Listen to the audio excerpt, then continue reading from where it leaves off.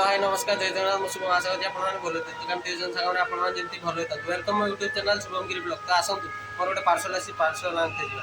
अरे उधर तो सामने इधर पूरा पुष्पा का माल जा रहा है। इधर है अभी पुलिस वाले को मैं फोन लगाया, पुष्पा का माल जा रहा। ये लाल चंदन का लकड़ी है, पुष्पा का माल जा रहा, सब सप्लाई हो जा रहा है।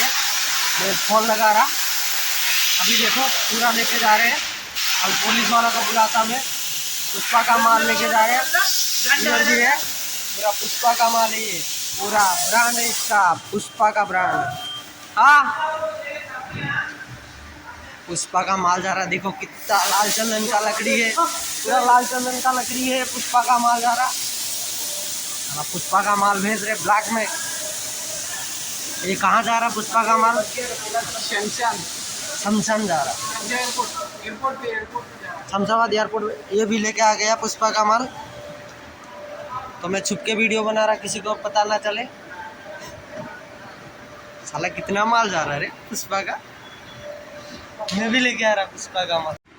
जब मो वीडियो आपको भल लगे तो लाइक शेयर कमेंट सब्सक्राइब नहीं आती कर। नेक्स्ट वीडियो देखा।